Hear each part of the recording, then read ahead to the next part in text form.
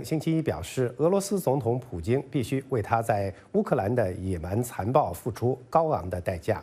乌克兰官员呼吁进一步加强对俄罗斯的制裁，包括欧洲国家切断从俄罗斯的能源进口。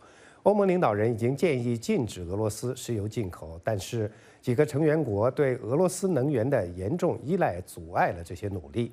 乌克兰总统泽连斯基星期天向议会致辞时，呼吁国际社会对俄罗斯实施更为严厉的制裁。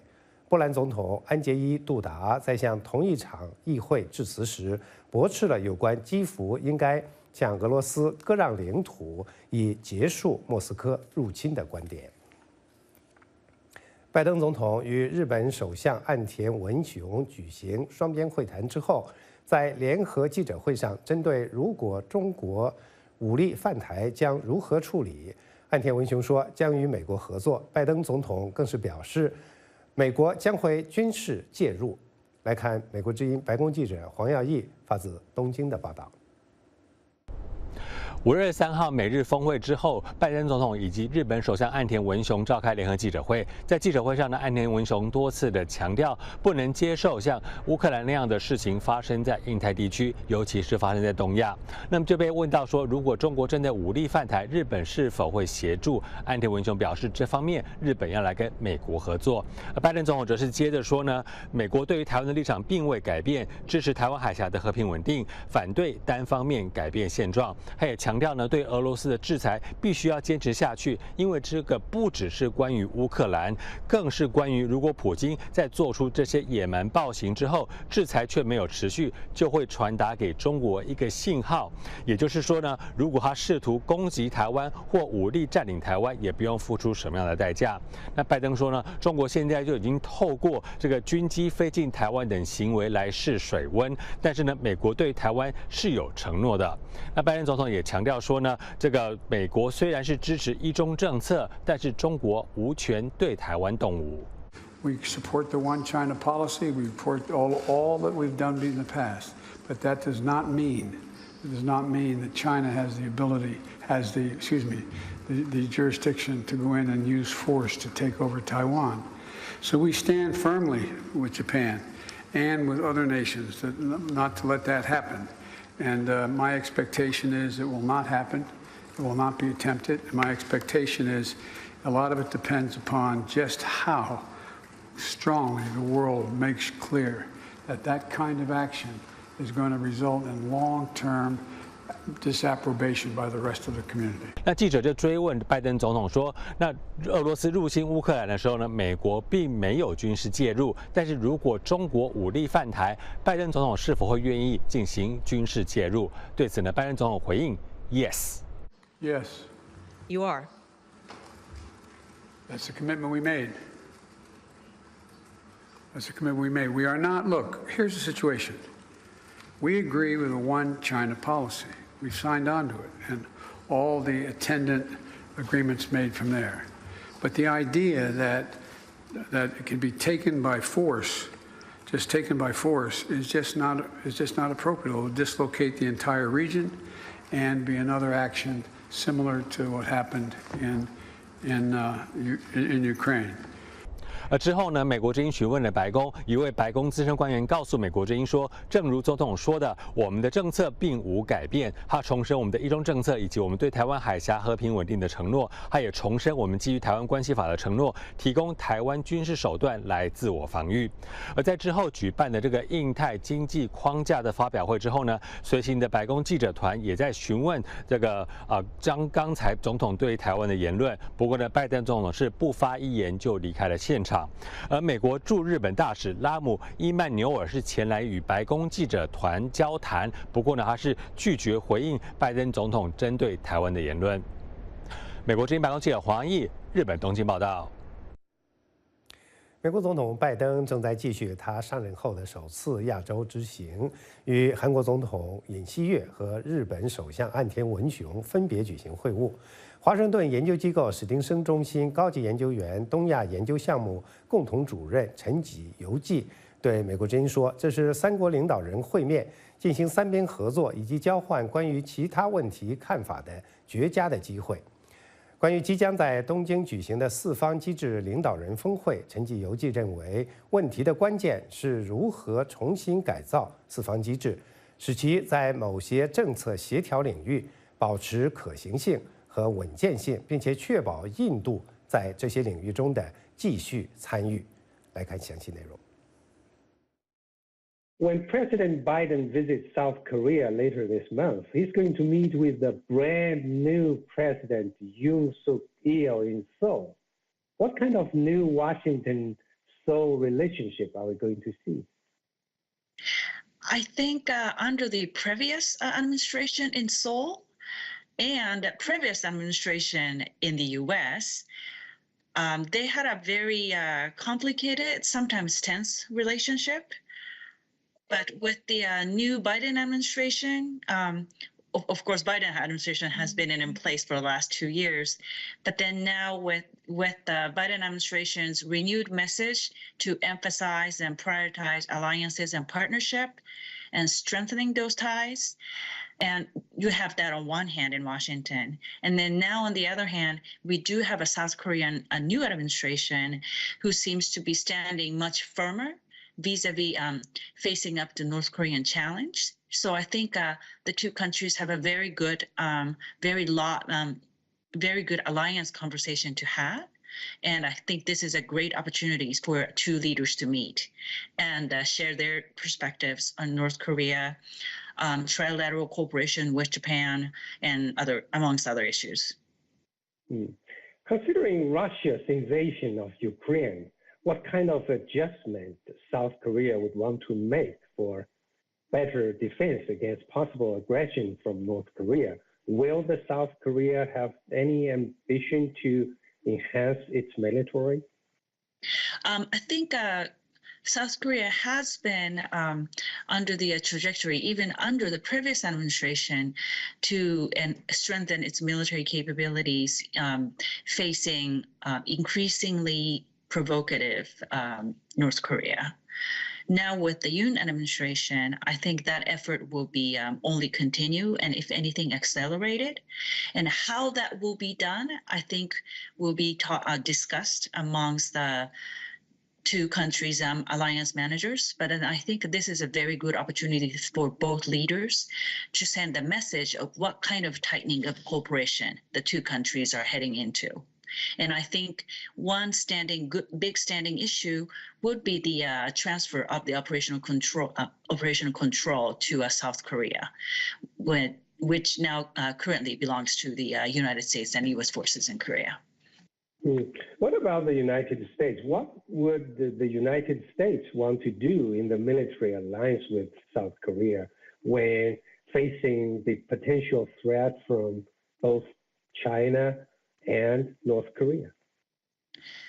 I think Washington definitely would like Seoul to begin to work more closely with Japan when it comes to either facing North Korean challenges or challenges from China.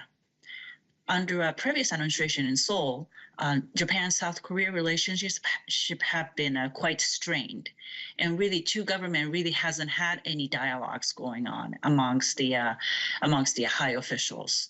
So I think U.S. would definitely like to see that communication be resumed. And I read in the news recently that the Japanese foreign minister will visit South Korea for the first time in the last several years as a Japanese foreign minister. So hopefully this will be the start of the resumption of the more constructive relationship between Japan and South Korea, both of which are very important to the United States and their alliances in East Asia. Let's talk a little bit more about Japan. Japan's Prime Minister Fumio Kishida is foreign minister turned prime minister, and he has met with President Biden virtually just in January. So compared with Yoon, the new president in Seoul, these two people know each other better. What will be on top of Biden's agenda to discuss with Kishida and vice versa? I think Prime Minister Kishida really surprised many, even for those of us in the United States who really believe that Japan's foreign policy stance with the United States is very, very closely aligned, that how Prime Minister Kishida's government has come out very, very firm vis-a-vis Russia as the ongoing crisis in Ukraine continues to unfold. And I think, to be frankly speaking, I think U.S. is quite appreciative of Prime Minister Kishida's effort to work with other partners in Indo-Pacific to form a broader coalition to support Ukraine on the principle of supporting democracy, supporting the international principles such as no use of force to change the status quo, including borders, say no, firm no to any kind of military aggression like the one we're seeing in Ukraine day to day. For instance, Prime Minister Kishida just came back from Southeast Asian visit, where each and every stop he talked about the importance of Indo-Pacific region countries supporting Ukraine and those universal values. So I think two leaders will talk a lot about how to continue to coordinate their approaches vis-a-vis Russia over the Ukraine crisis. But then, of course, there are some other trade and economic issues that needs to be discussed. For example, the last 2+2, and I believe the last leader's statement talked about the formation of the economic 2+2. So I think what exactly that entails, I think is still being hashed out between the two governments. So I think two leaders may spend a little bit of time about that. And last but not least, I think two leaders will spend a lot of time sharing their views on China and North Korea. Talking about China, let's talk a little bit about Sino-Japan relations. For the situation around the Senkaku Islands and the East China Sea, it seems that the temperature may not be as high there as the Taiwan Strait or the South China Sea, but the potential conflict with China is still pretty real. Would the strategy of U.S. and Japan be updated considering now the situation in Ukraine? I believe so.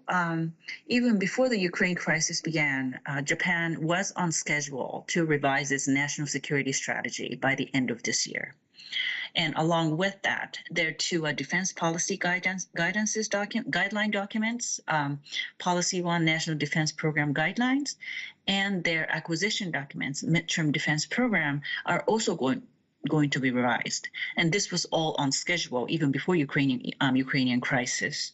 So now with this current situation in Ukraine, and increasingly more people are talking about what kind of quote unquote lessons learned that China might take away from the international responses to Ukrainian crisis. I think two countries have a lot to talk about indeed.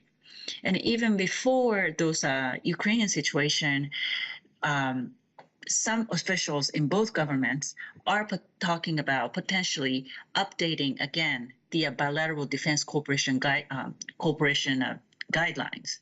So depending on how Japan's national security strategy, its revision comes out, another revision, consultation for the updating those bilateral defense cooperation guidelines can also come into play. So I think that might be actually one of the important issues that the two leaders might discuss. However, their respective defense minister may also have a chance to discuss when probably two defense ministers will meet at the sideline of Shangri-La in June as well, although nothing is officially announced yet. We have learned that during his Asia trip, President Biden is also set to meet in Tokyo with other Quad leaders of Japan, Australia, and India in a gathering of the so-called Quad scheme that's being kind of revitalized at President Biden's initiative, because Quad has not been an effective scheme ever since its inception, particularly with India being the most reticent member. do you think Biden will be able to successfully retool it for the U.S. purpose? I think that will be definitely President Biden's purpose. But I think more importantly, I think this meeting's Quad leaders meeting in Tokyo will be very, very important to for all leaders to think about the way forward for the Quad. I think U.S., Japan, Australia are all somewhat frustrated about India's responses to Ukrainian crisis so far.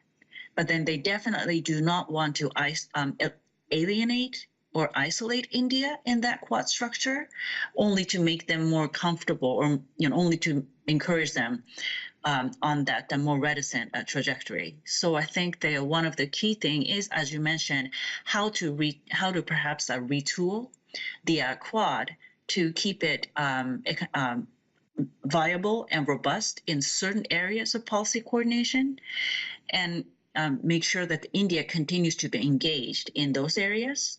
But then I think all three leaders in the U.S., Japan, and Australia are a little bit more clear-eyed about the potential for the Quad, or perhaps lack thereof, when it comes to more of a hard security.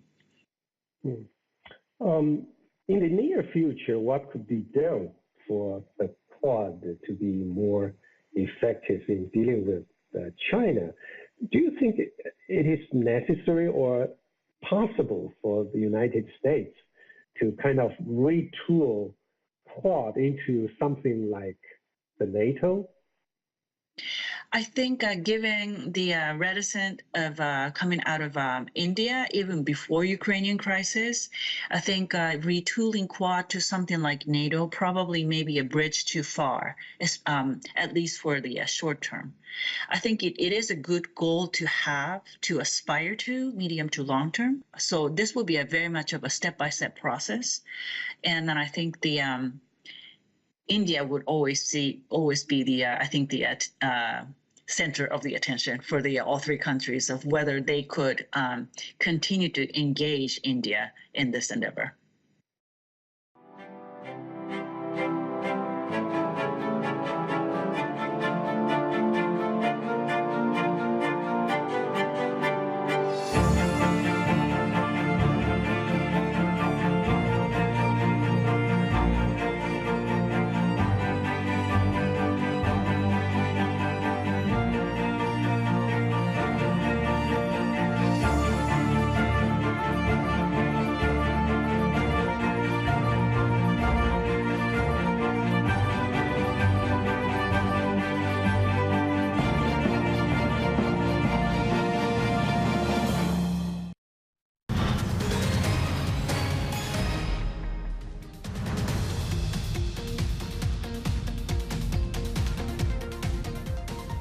欢迎回到美国观察。联合国人权事务高级专员巴切莱特星期一抵达中国，预计他的访问将集中关注有关中国在西北新疆地区侵犯人权的指控。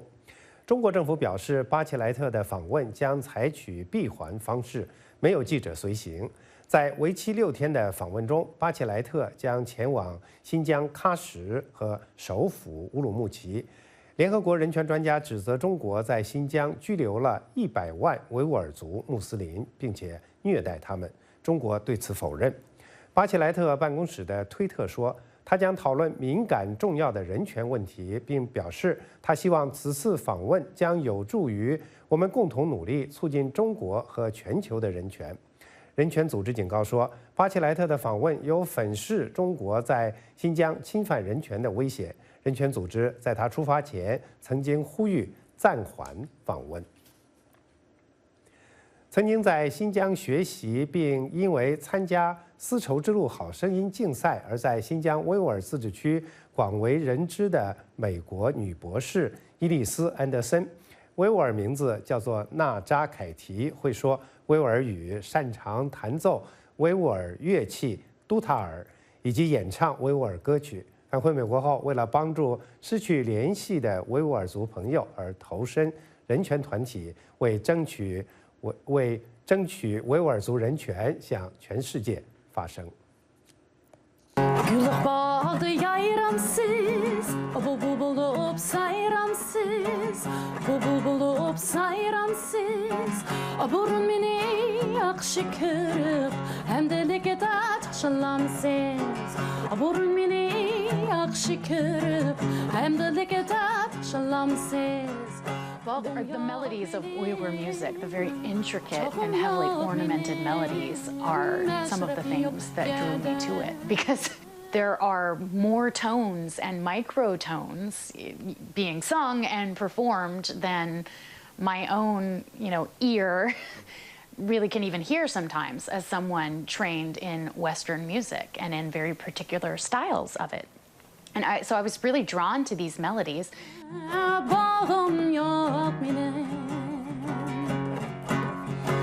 Ama atam izdep geldik, kututam izdep geldik, kututam izdep geldik. Bugünkü de meşrepte, şok oynam izdep geldik. Bugünkü de meşrepte, şok oynam izdep. As an undergraduate, between my sophomore and junior years of college, I traveled to Urumqi and taught English in a one-month program at Xinjiang University. Prior to my visit to the Uyghur region, I had no exposure to either the Uyghur or Chinese languages. I knew nothing going in.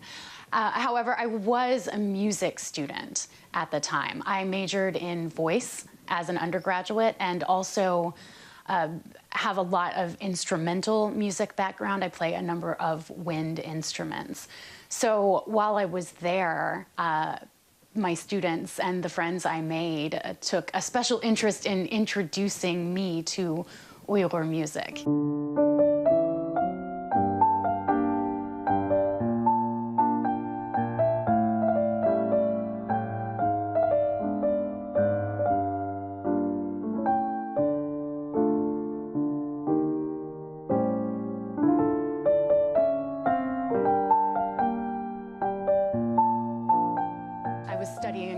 PhD in ethnomusicology and Central Eurasian Studies at the time. At first, I spent a year affiliated at Xinjiang University. So it was the Xinjiang Folklore Research Center.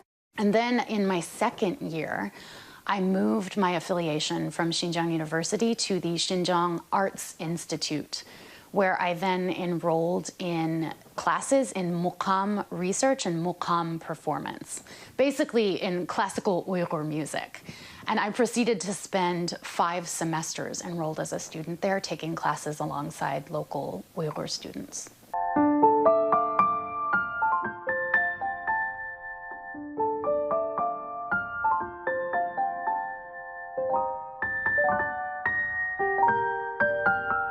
In 2014, I competed in the first season of a televised singing competition called The Voice of the Silk Road. The Voice of the Silk Road was aired on Xinjiang television and financed and produced by a very prominent member of the Uyghur intellectual and cultural elite. The producers were filming the first season in an auditorium on the campus of the Xinjiang Arts Institute where I was studying. And just a few days before the first round was going to start, some of my classmates at the Arts Institute started to say to me, "Hey, you should go on the show. You should go on the show. That would be interesting. That would be fun." I made a very rash decision to appear on this show. Then a couple months later, the episode aired on TV, and overnight my life completely changed. It aired on a Friday night, and I went out to run some errands, to go to the market and buy some vegetables and meat on a Saturday morning. And as I was walking down the street, I heard people saying, "Oh my gosh, oh my, it's her. It's her, it's the woman from TV." And that would continue to happen for the rest of the time that I lived in the region. I went back for a very, very brief visit in 2018 to Urumqi, Qashqai, other cities, and the same thing happened even in 2018. That I would be walking down the street and people would say, "Oh my gosh, wait, it's her.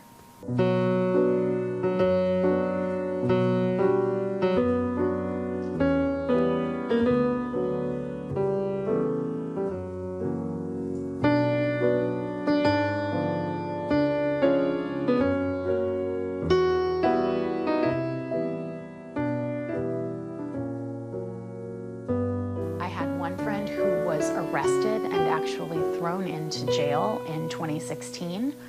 All right, this was prior to the mass internment campaign that rolled out in 2017 and everything that has come after it, right? So Uyghurs were starting to disappear. I also had a situation in which I myself was interrogated by 2 police officers from a pretty high-level bureau in Urumqi, and afterward, when I told some of my Uyghur friends about it and about how uncomfortable it made me, in response, my friends said, okay, well, maybe you know just a little bit more about what it's like to be Uyghur now.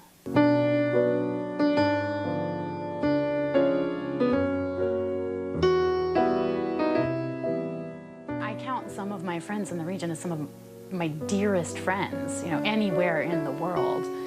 Very close to some of the people that I met, you know, while I was living there. And initially, when I came back to the United States, we stayed in touch with one another. I miss my friends. I fear for them. I wonder what has become of them, and I just don't know.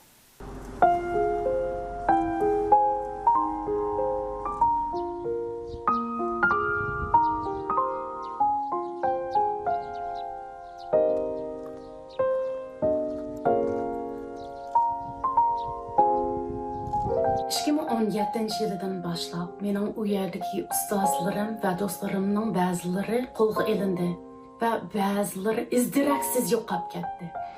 Men har kuni ularni o'ylayman va ko'nglim shunchalik yarim bo'ladi. I decided to take this route, to walk down this path, because I felt like it was something I could do to contribute to, you know, the global response to this horrible crisis. I felt like it was a way that I could use, you know, languages I had learned, right, and knowledge I had gained as an area specialist, while also doing things that would tangibly help my friends, my neighbors, and, you know, those lovely people who would see me walking down the street and say, oh my gosh, wait, that's her. That's the woman from television.